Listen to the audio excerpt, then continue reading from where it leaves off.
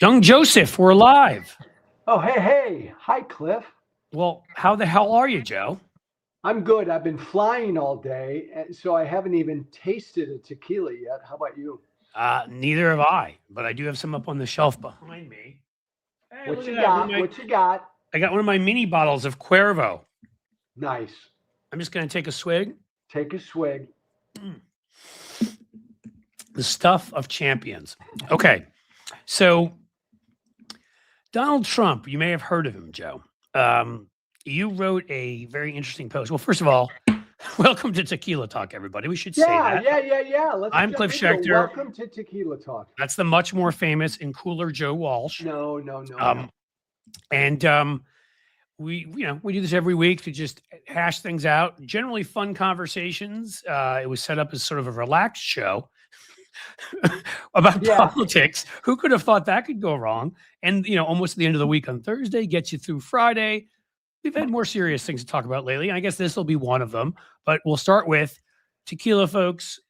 It's cheaper than therapy, as we always say on this show. Amen. It sure is. And everybody needs to know, you and I don't do like a lot of planning and pre-program work and rehearsals. We don't do any of that. I think these go better when we don't. I think the first couple we did, and yet we should go where the wind. We jump into shit. Every week we should go to whatever you and I need to get off of our chests. We try to do it with a twinkle in our eye. You do that better than I do, because these are tough fucking times. They really are. There's no other way to put it. I mean, they are, and I look in all directions. I see fascists to the right of me and anti-Semites to the left. So I don't know. Tell me if you agree with this, Cliff. Right now, currently, my former party is full-on authoritarian and fascist. Correct. And right now, the Democratic Party is neither socialist nor communist. They're not yet. There's some energy in that direction, in the socialist direction, but nobody can tell me that the Democratic Party is socialist right now. I mean, people could tell you that they're Republicans, they'd be lying. No, it's not. And there's some hints of socialism. Now, for me, you're more conservative than me. I agree with certain hints of socialism. I feel like, not completely. I'm a capitalist. Believe a lot in small businesses, very well-regulated capitalism. I also believe, for example, our healthcare system has massively failed in every direction. And the hospitals have become almost like a cartel, and doctors overcharge and insurance companies way overcharge, and everybody's in on it. And I do think we need a public option, Medicare for all, something of that nature. So that's not the stuff that bothers me. That's coming from the far left. It's certain elements of bigotry, of misogyny, or whatever that's coming from the far left that are my big problem. But the only point I was making, Cliff, to start us is, and I get all of that, and I'm concerned with where my new party is going. It's not just the anti-Semitism and the bigotry. It is kind of the anti-American, the anti-capitalism. Yeah. But on balance, we have a current threat right now called fascism. Yes. The guy in the White House is a fascist. The whole party is. And so sometimes I get bothered by people who try to both sides this. The Democratic Party's not a threat yet.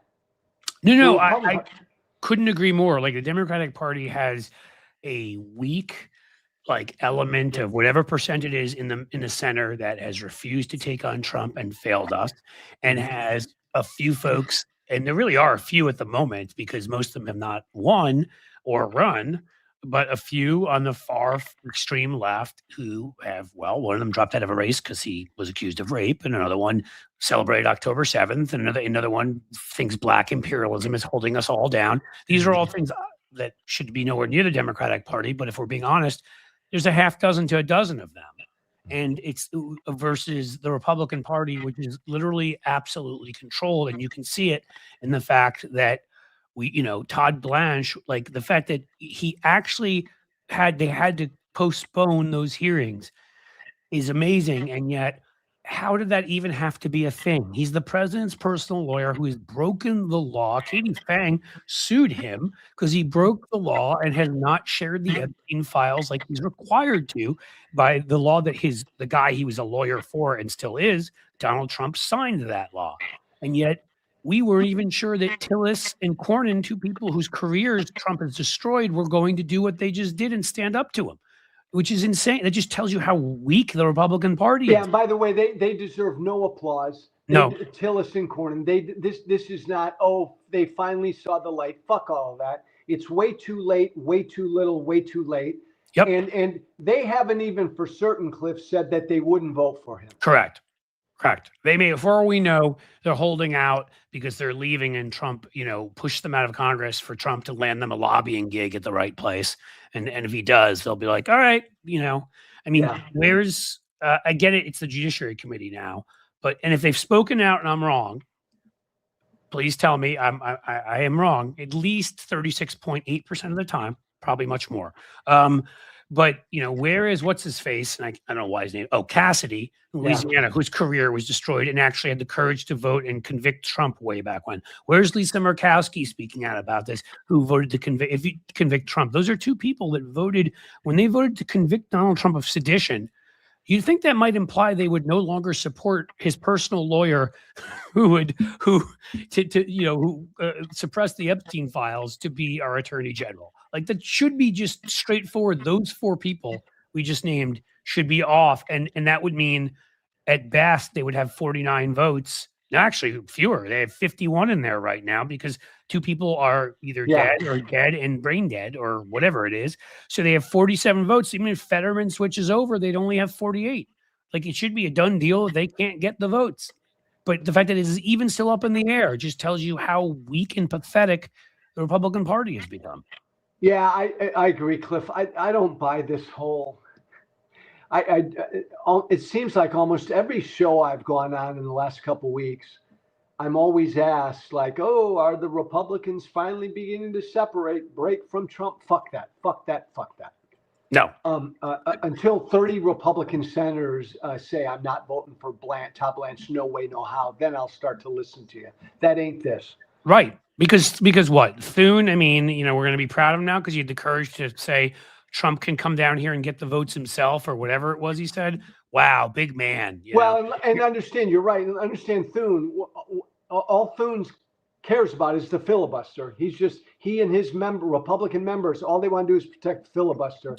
They would pass the SAVE Act in a heartbeat if they could. They would. It wouldn't bother them the slightest that millions of women would lose their right to vote. They would probably enjoy that, actually. So it's sad because what it is. And Cliff, some people are beginning to get a little bothered by you and I. Yeah. And the criticism goes along the lines of, Joe, you and Cliff, I get it. I'm with you guys, but oh my God, all you're doing is criticizing Democrats and criticizing the left. Can we just all keep all of our fire, trained on Trump and the Republicans? And Cliff, I want to hear your take on this because my take is, and I'm a new Democrat, the Democrats now are my family. That's the side I'm on. I'm much more interested in lovingly criticizing my new party. What good does it do me to criticize Trump and the Republicans? They're not going to listen to me anymore. I want the Democrats to improve. I want the Democrats to win.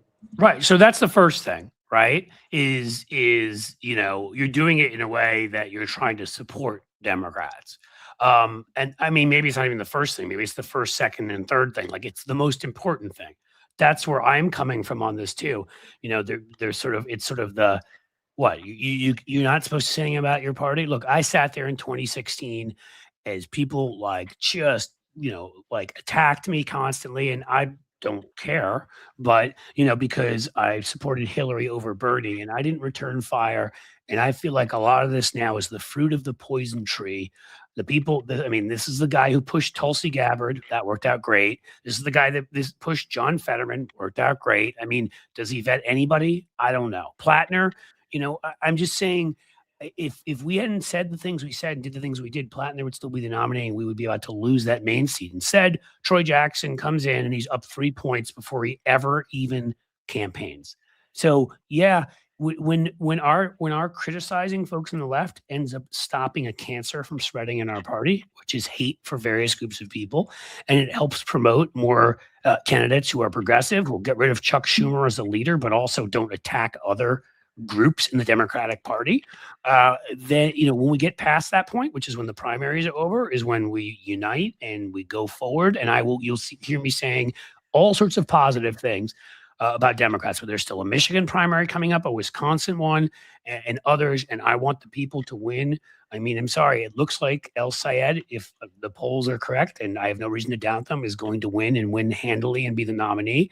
And also, if it looks like the polls are correct, if he is the nominee, he's going to lose handily to Mike Rogers, and we are going to give away a seat that should be ours. Haley Stevens is up 1 or 2 points, 2 points, I think it is, on in the poll they did, her versus Rogers, and he is down 9. I mean, I don't know what people want. When you say, you're going to defund the police, people take you seriously. When you won't ever answer a question and say that Israel has a right to exist. And that number is going to get worse, Cliff. That number right now, 9, it's not a true matchup yet.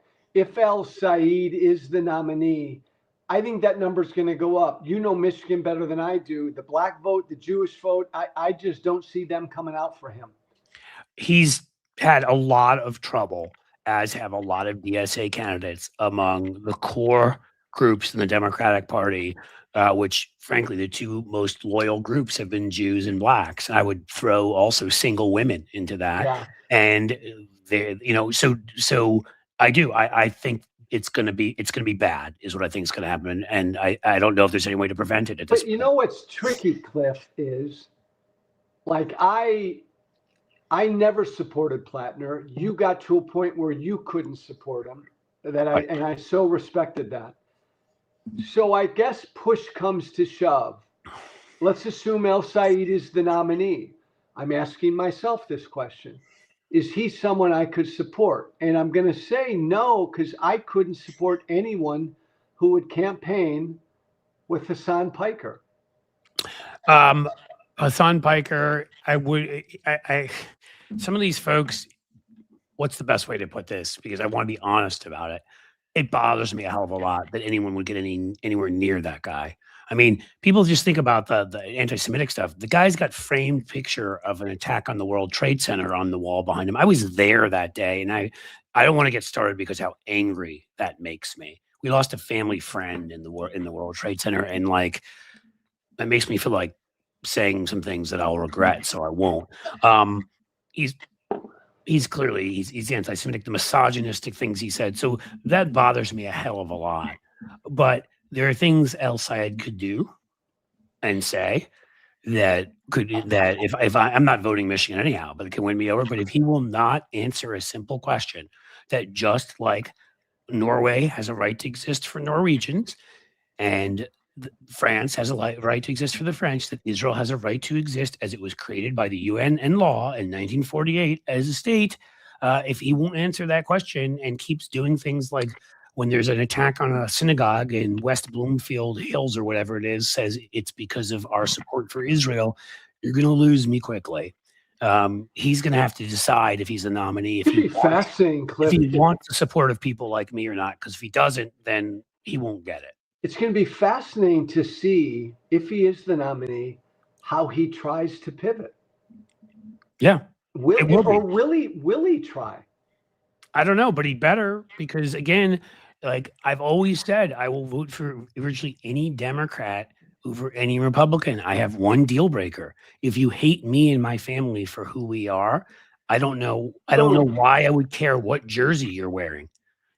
Like whether it's red or blue. I need to be reassured that some of his stuff was campaign rhetoric, some of his stuff in the past, and that he's somebody who can and will stand up for the Jewish community.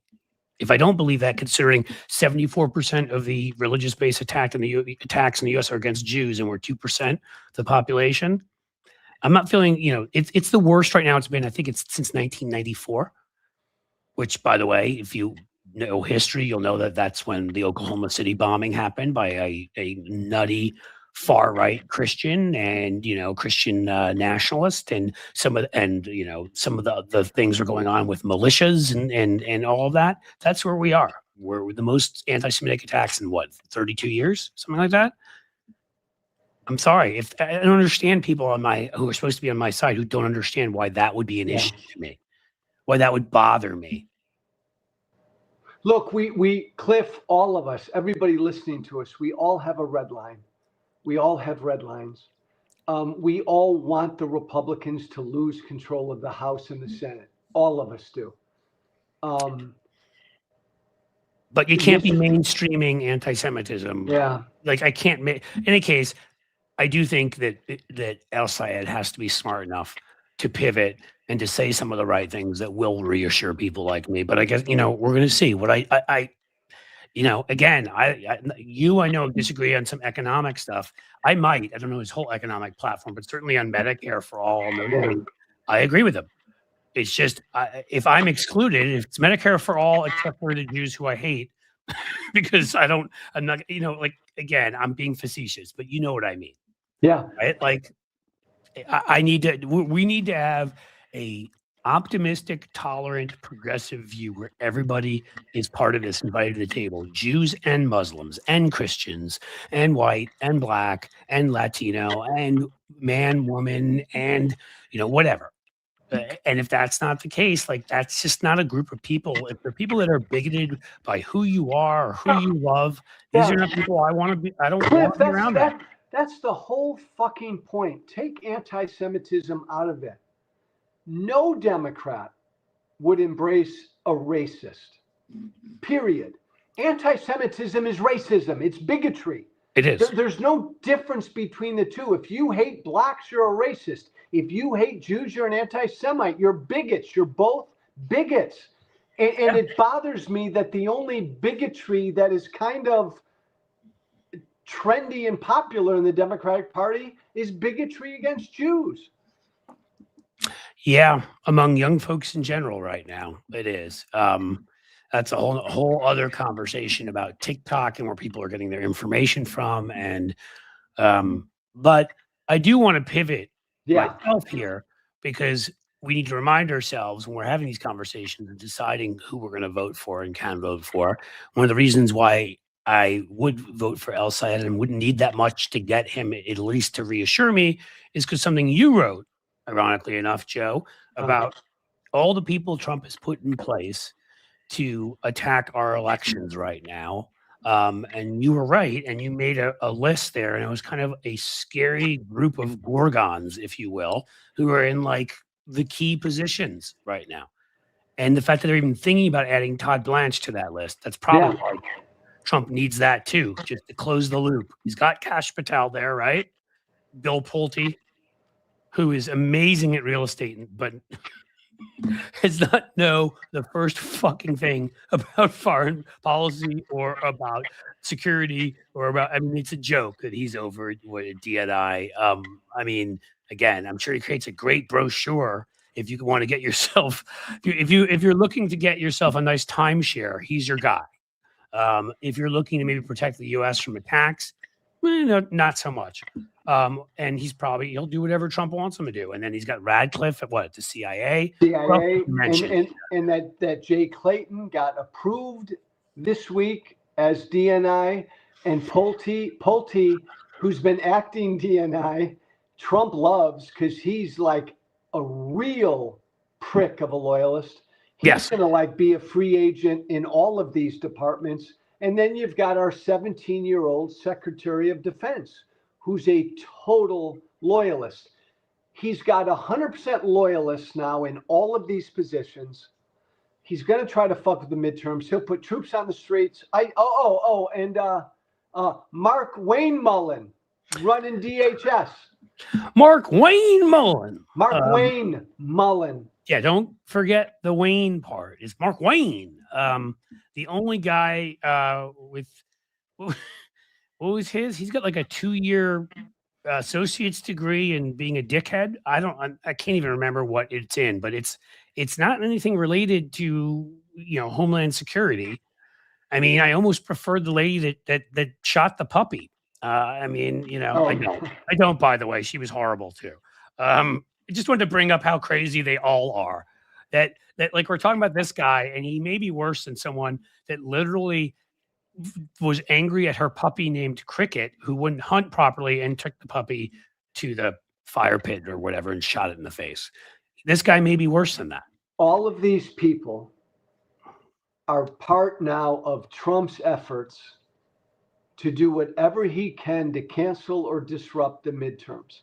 Yeah. And when he puts troops on the streets, when he positions ICE at certain polling places, when he goes after secretaries of elections officials in certain states, and they come to the federal government, he's got all his loyalists in place who will do nothing to defend what the states are doing and do everything to try to, what Trump wants, Cliff, is some sort of federal takeover of the elections process. Yes, that's exactly what he wants. He's tried to to ask nicely and bribe to get it. He's tried to threaten, as in not giving Homeland Security funds, which is insane.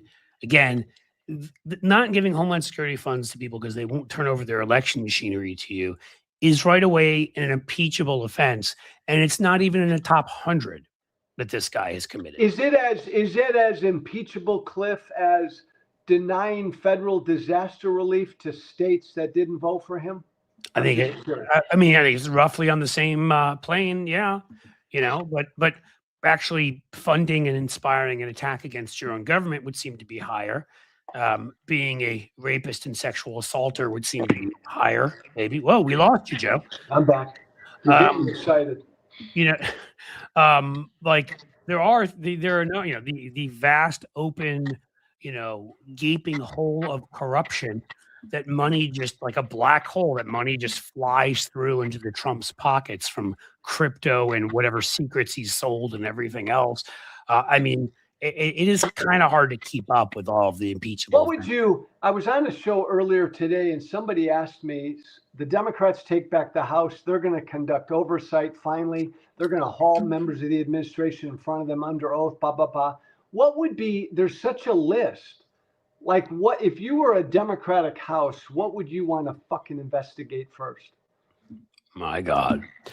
On this list, I think you have to go with. I said Trump's obscene public corruption. I'd start with, but it's one of two things, right? For me, it's that, or it's the things that are most damaging and threatening to us as a republic.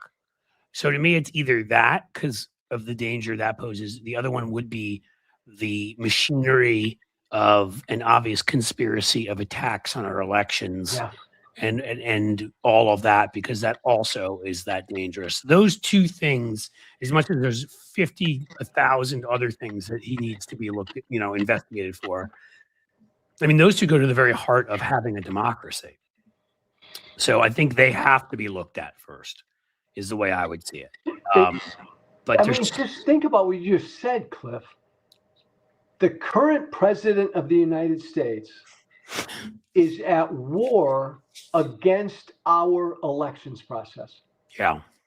I have to remind myself sometimes, you just almost have to be like, I can't actually believe this is going on, but which makes me think, am I sometimes just so stupidly naive saying, oh, I can't support that Democrat because he's too lefty and blah, blah, blah. This guy he's at war right now against our very democracy again. Right. Which is why I told you I won't say that about any Democrat unless they're a Democrat who pretty openly makes it clear to me that they would be fine with whatever horrible thing should befall me and my family because of our backgrounds. I don't care what party you're in then, because then if I'm fighting fascism to protect my country and to protect my family, then how am I protecting my country and family if there's a Democrat who hates everything about me just as much, who's as authoritarian in how they view minority groups? I don't know.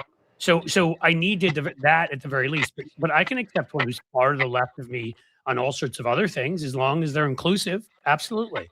I would vote for almost any Democrat, as I said, versus almost any Republican. I just want, I still get, Cliff, and you probably do too. I still get, whenever I go on a show or I talk and I say that Donald Trump is going to try to cancel or really fuck up the midterms. Or I'll say something like Donald Trump may not leave the White House in 28. And I will still get some people who roll their eyes at me. And maybe they're right. But I just believe, like, right, after the 2020 election, if you still, like, aren't prepared for what this guy might do, then fuck you. Then you're dropping the ball. Roll their eyes at you, Joe. You should roll your eyes at them and maybe kick them in the something. I mean, honestly, especially if it's a guy, maybe I'll leave that thought there. But I mean, roll their eyes at you. Did they not see January 20th? Have they not seen illegal bombings of Venezuela and Iran, where these guys do double taps, or it's like some innocent civilians that happen to be on a fucking sailboat or in the water, and they go back again to murder them? Which is why, of course, Hegseth also needs to be to be in The Hague. I mean, we can go on. Alex Peretti and what's her name? The other Renee Good, and like a couple more the Latino guy that they murdered. Vincent. I mean, they've murdered people in our own streets. Like, I mean, what is it that would say to you he wouldn't do this? Like, we found out enough behind his just mammoth efforts already to corrupt our elections. Everything from that first time around trying to pressure Zelensky into doing his dirty work. For the first time he was impeached, to get dirt on Hunter Biden, to get dirt on Joe Biden, to, like, we've seen all of that. We know about all the hotel meetings he had, right? Where they were planning for months, what he was going to do in 2020. We know from Jack Smith's filing and case that he never had to take forward that Trump's, through various super PACs and other places, helped fund these people coming to DC. I mean, I don't understand that he called. He had Lindsey Graham, who will have forever be in shame because of this, calling certain senators and other people, Giuliani calling certain senators and telling them not to certify the votes. I mean, I don't understand, how much of this shit do we need to see before these assholes rolling their eyes at you will believe it? And now he's got all this power, and he's got all these loyalists there. I mean, if any one of those assholes wants to make a bet, let's go for it right now. Because I'm telling you, it will happen. It's not a question of if it will. It's where and how we handle it. He will have at least show up places. I almost guarantee you the National Guard will come out in various places. What else will he do? Shut down certain polling places. People have to wait there for hours. Who knows? And he'll cut power to some of them. I don't know every plan. I know that we're in partnership right now at Blue Ant Media with Defiance.org, Miles Taylor and Sanders Schultz, like brilliant, awesome guys who are trying to organize, local state attorneys general and, who are in purple, well, Democrats in red states, but in purple and blue states for the most part, and local prosecutors, DAs who are in many cities in red states. Because they have the right to arrest anybody attacking a local election. The federal government has no purview there, and they're working with them. And that's one way I know we're fighting this, is that there have been a couple of these prosecutors, like Krasner in Philadelphia, who said, if any of these assholes come in here, I don't care who they are. I don't care if they're feds. They commit one act to try to interfere with an election, I will arrest them. More of that. I always go back to the 9/11 Commission. Their report after the terrorist attack about a year out, and they called it a failure of imagination. Yes. We just couldn't imagine that people would get behind the wheel of an airplane and fly it into a building. That's what we've got with Trump, is we've never really imagined the bad he'll do. And it stuns me that after he tried to overthrow an American election, there are still people out there who are failing to imagine all he will do to fuck with this election. Right. And Cliff, just look at the context. About a year and 3 months ago, Trump started the whole, talk about fucking with the midterms. He started the whole mid-decade redistricting shit. That's right. And that was about fucking with, That's cheating. Of course it You is. started it. Yep. That by is the the way, SAVE the- Act is the you know, withholding funds is, you know, the hand over your voter rolls, you know, like all that stuff. And there's a ton more of it.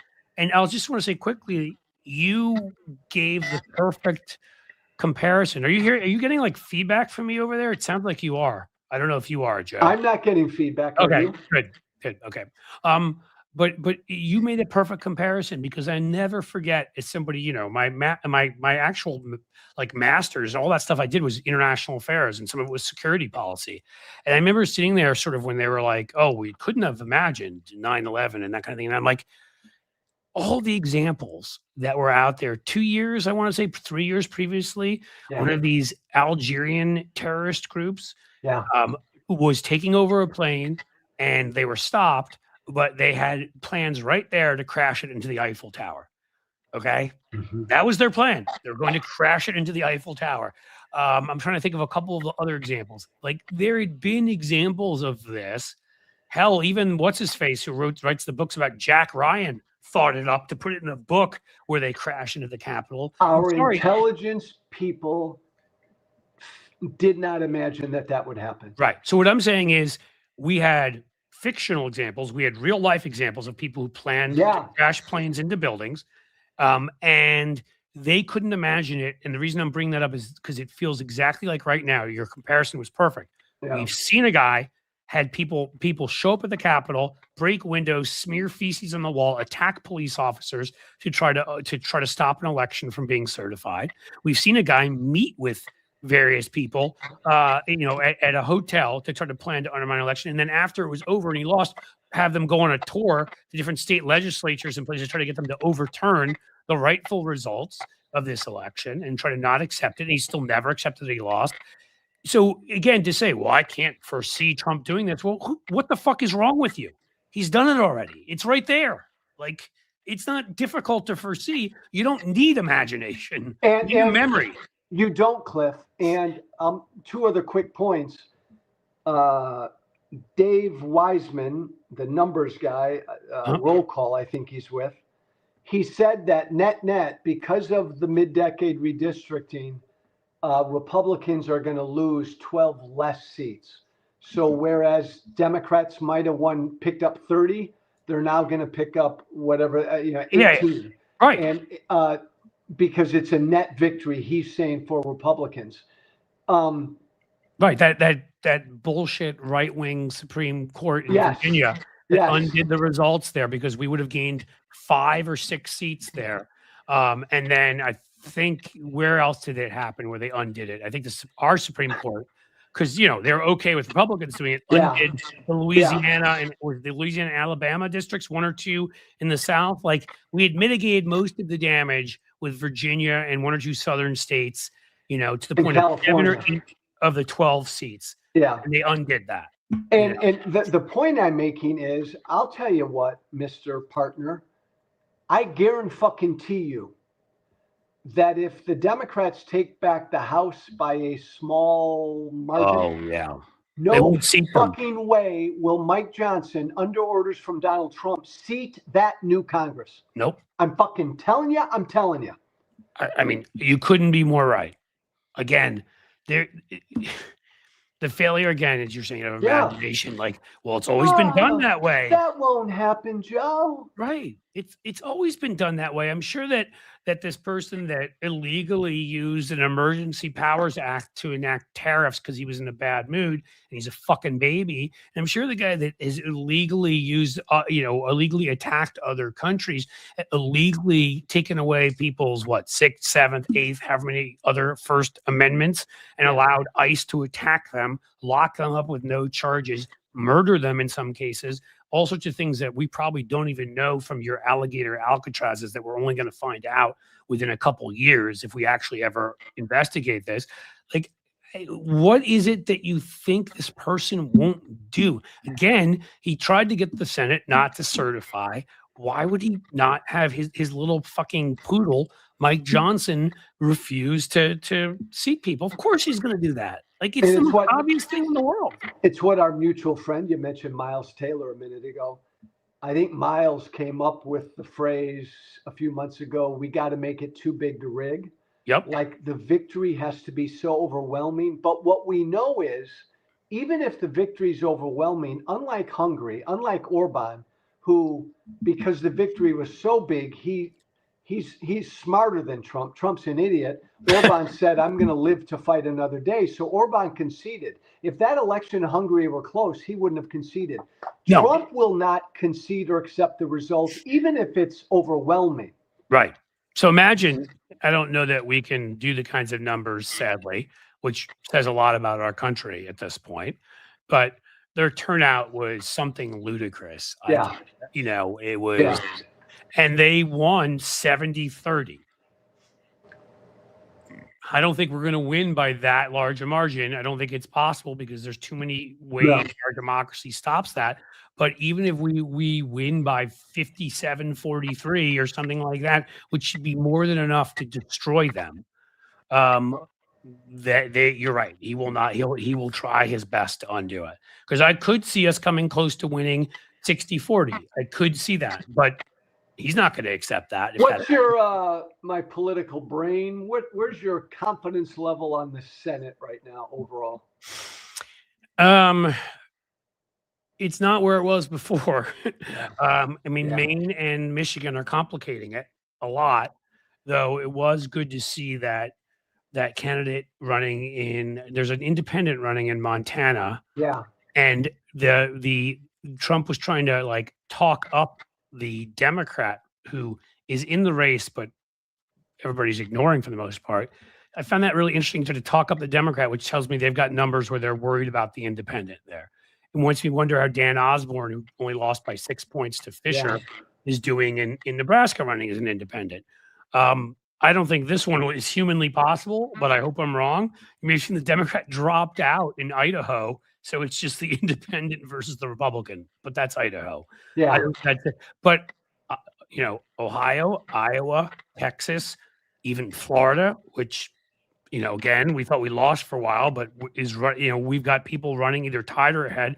Every poll has shown Cooper up by either double digits or 9 or 8 points in North Carolina. I think that one, if we don't win that one, they have thoroughly cheated.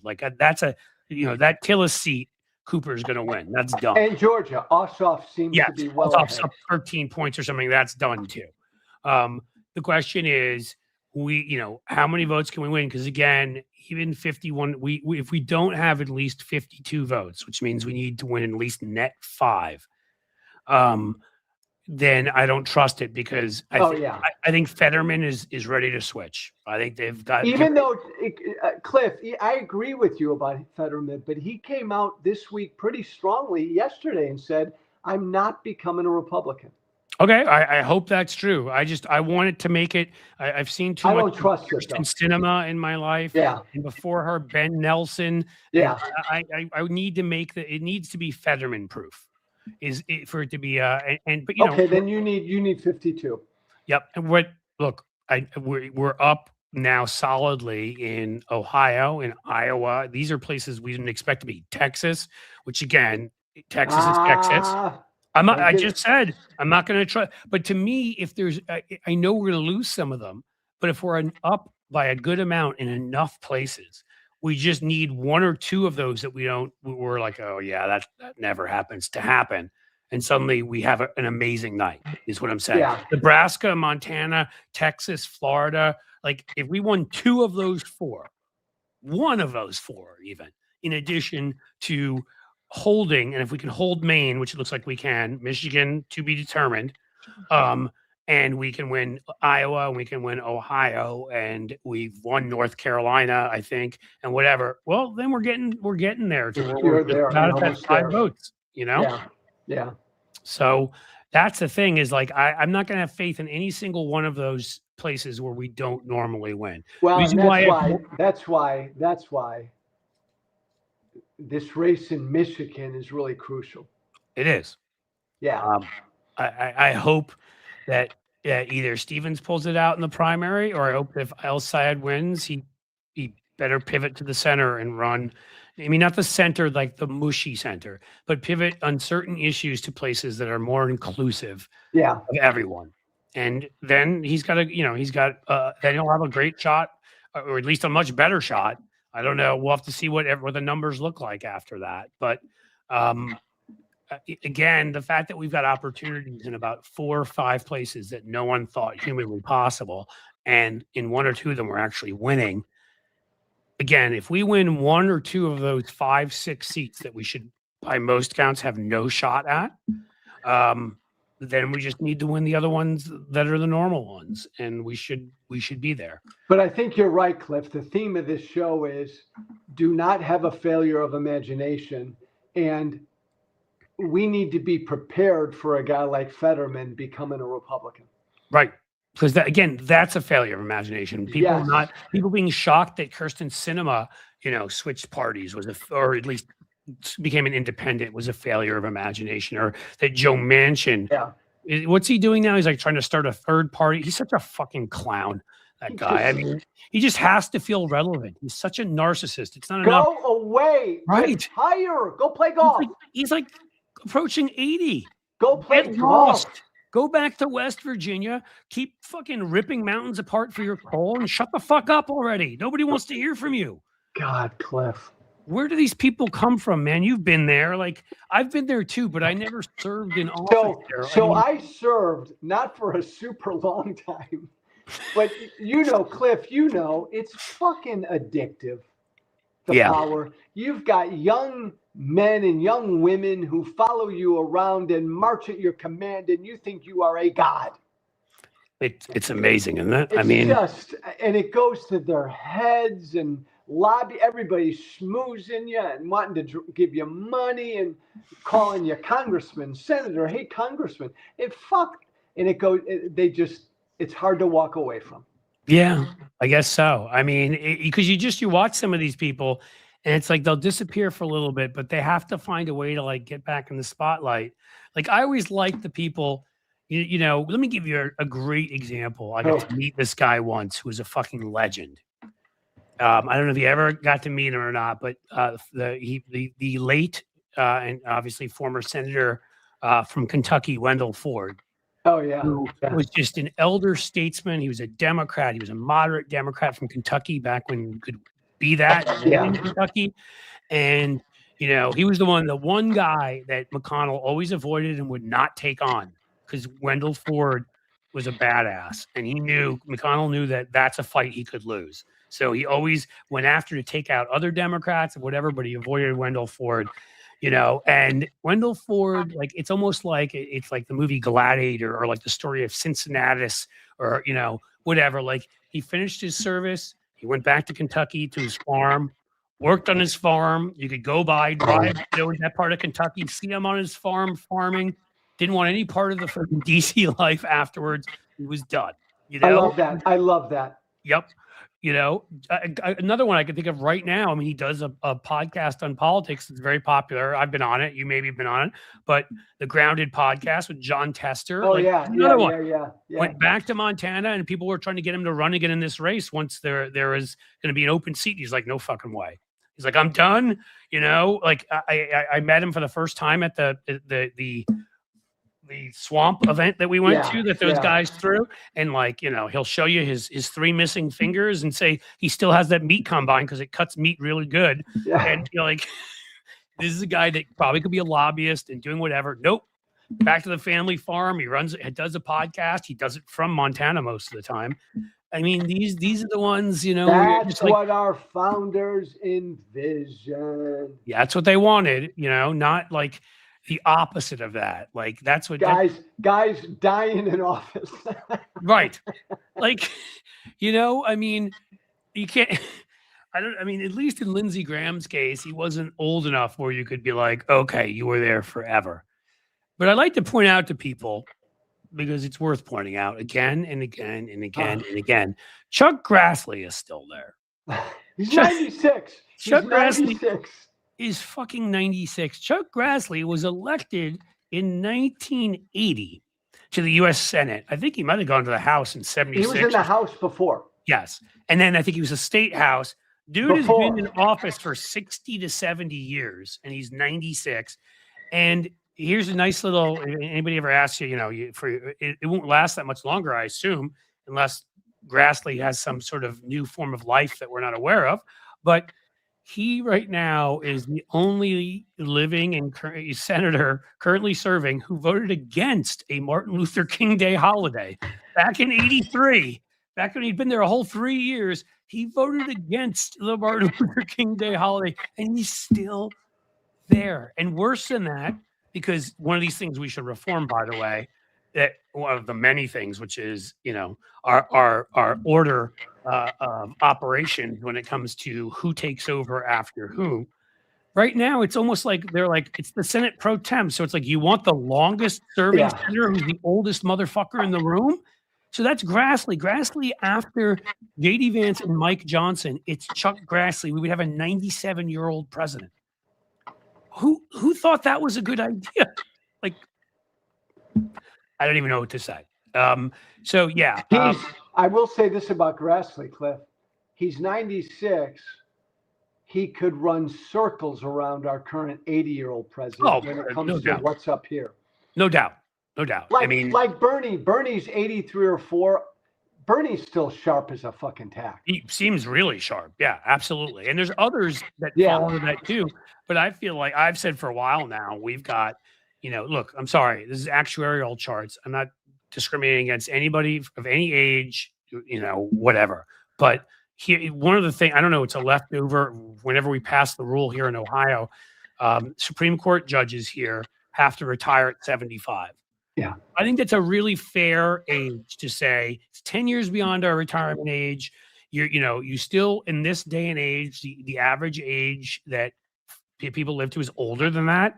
And we've got, obviously had medical improvements and this and that. I think 75 is a fair time to say, done. You have to leave. Then you don't end up like Robert Byrd or Strom Thurmond or one of these people being rolled in, like drooling on themselves. They have no idea where they are. And somebody else is pushing a button for them. I mean, I drool on myself sometimes, but what I do isn't nearly as important, And by the way, and maybe you disagree with me, Cliff. Yeah. Last thing I'll bring up, I'm not opposed to a 74-year-old farmer from Iowa deciding for the first time, I'm going to run for Congress and serve a few years. Like, to me, it's the longevity that bothers me. Right. But it is for me too. I kind of feel like you're accomplishing two things with that 75-year-old age. One is making sure people don't stay there beyond where they have the mental capacity to do it. Yeah. But two, considering most people, especially in the Senate, don't get there at least until they're in their 40s. Yeah. You're ensuring that somebody doesn't spend the amount of time that Chuck Grassley has spent. Bingo.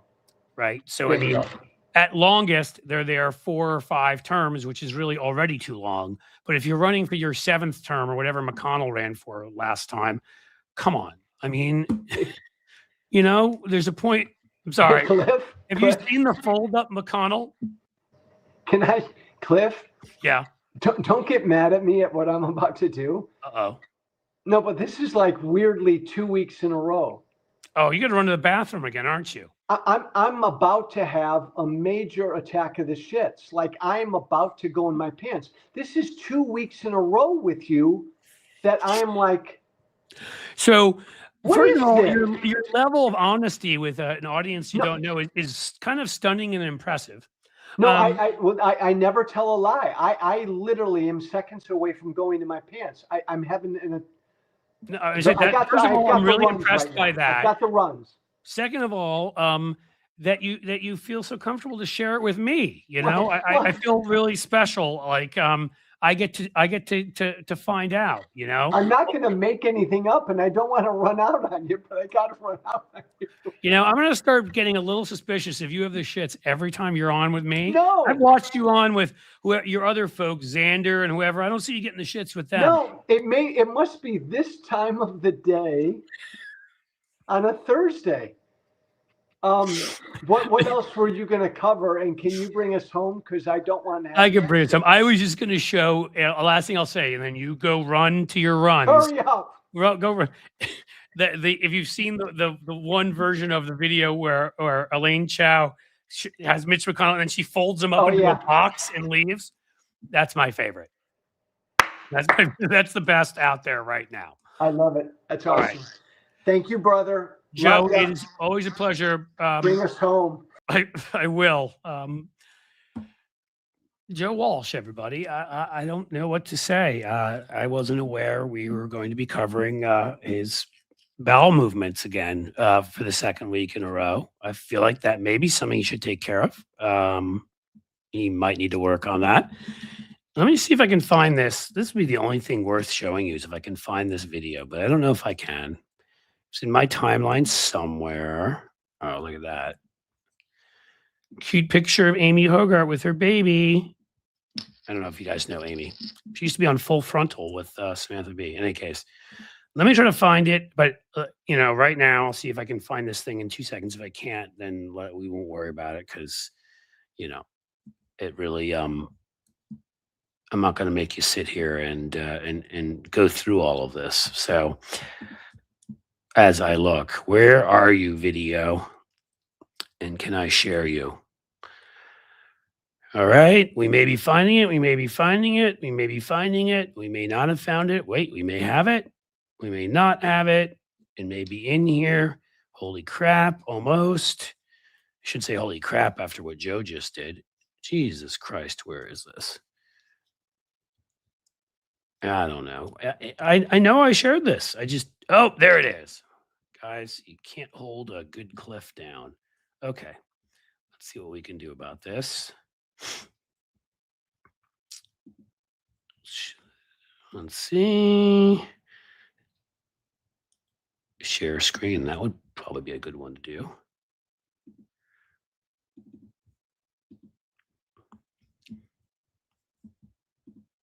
Oh, we have it. But we need is there volume going on? Here, I'll go play it on the page, guys, and hopefully that will. No. There we go.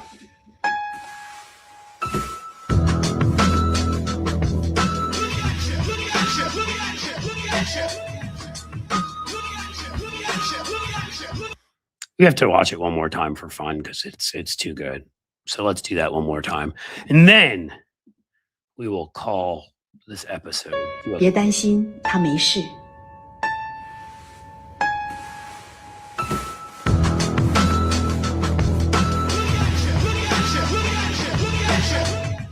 I don't know what to say. If you can't appreciate that, you can't be friends. That's it. Tequila. It's been a good night, good conversation, except for talking about Joe's bowels. Vote intelligently, folks. We kind of need to win the Senate back and need to win the House as big as possible, as we said. So reach out to everybody you know. Let them know that Trump is destroying our economy and likes to go to more wars and is corrupt as shit and is trying to cheat in our elections and is an adjudicated rapist and is a 34-time felon and he's a traitor and everything else. And that these people have all propped him up and supported him and they're so corrupt that it is hurting all of us.